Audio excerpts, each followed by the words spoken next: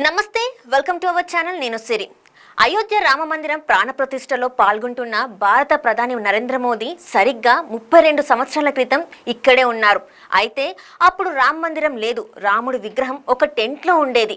అయోధ్యలో రామ మందిరం నిర్మాణం కోసం అప్పటి కరసేవకులు నిర్వహించిన కార్యక్రమంలో బీజేపీ సీనియర్ నేతలు మురళీ మనోహర్ జోషితో కలిసి ఇప్పటి ప్రధాని, అప్పటి గుజరాత్ రాష్ట్ర బీజేపీ నేతగా ఉన్న నరేంద్ర మోదీ కన్యాకుమారి నుంచి కాశ్మీర్ వరకు ఎక్త యాత్రలో భాగంగా జరిగిన యాత్రలో పాల్గొని అయోధ్యలోని రామ జన్మభూమికి వచ్చారు. ఆ తర్వాత ఇప్పుడు 32 ఏళ్ల తర్వాత రామ మందిరం నిర్మాణం పూర్తయిన తర్వాత ఇప్పుడు ప్రధాని మోదీ హోదాలో ప్రత్యేక పూజలు నిర్వహిస్తున్నారు.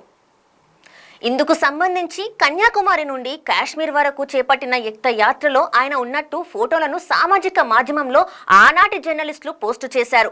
అలనాటి మధుర జ్ఞాపకాలను నెమరవేసుకుంటున్నారు. రామ మందిరం గురించి సందేశాన్ని దేశం మొత్తం వ్యాప్తి చేయడానికి మోదీ ఈ యాత్రలో ఉన్నారు. 32 ఏళ్ల నాటి నరేంద్ర మోదీ సంకల్పం నెరవేరిన వేళ అయోధ్య రామాలయం ఫోటోలు ప్రస్తుతం సోషల్ మీడియాలో వైరల్ అవుతున్నాయి. 32 ఏళ్ల ప్రయాణంలో భాగంగా అయోధ్య రామాలయ నిర్మాణంలో భాగంగా 14 జనవరి 1992 తేదీకి ప్రత్యేకమైన స్థానం ఉంది.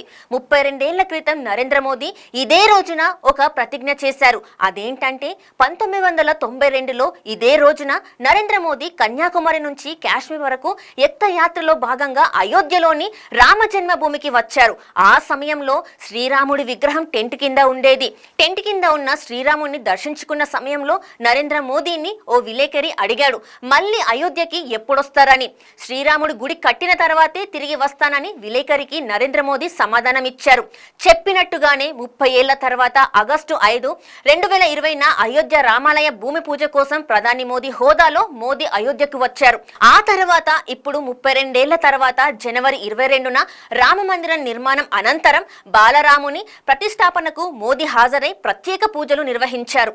రామ జన్మభూమి బాబ్రీ మసీద్ వివాదంలో భాగంగా వివాస్పద భూమిని 2.7 ఎకరాల ప్రభుత్వం ఏర్పాటు చేసి ట్రస్టుకు అప్పగించాలని ఆదేశిస్తూ నవంబర్ 9, 2019న సుప్రీంకోర్టు తుది తీర్పు వెలువరించిన తర్వాత ప్రధాని మోదీ అయోధ్యలో రామ మందిర నిర్మాణం కోసం పునాది రాయి వేశారు.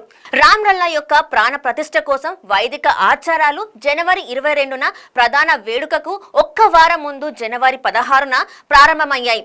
ప్రాణ ప్రతిష్ఠ చేయడానికి ముందు నైతిక మరియు నైతిక ప్రవర్తన సూత్రాల ఆధారంగా సాధారణ ప్రార్థనలు మరియు యోగతో కూడిన నియమంతో కూడిన 11 రోజుల ఉపవాసాన్ని నరేంద్ర మోదీ ప్రారంభించారు. అందుబాటులో ఉన్న గ్రంథాల్లో కూడా దీనికి సంబంధించి చెప్పబడినట్టుగా యాగాలు మరియు భగవంతుని ఆరాధన కోసం మనలో దైవిక స్పృహను మేల్కొల్పాలి. దీనికోసం ఉపవాసాలు మరియు కఠినమైన నియమాలు గ్రంథాల్లో నిర్దేశించబడ్డాయి. వాటిని ప్రాణ ప్రతిష్ఠకు ముందు మోదీ అనుసరించారు అని ట్రస్ట్ నిర్వాహకులు చెప్తున్నారు.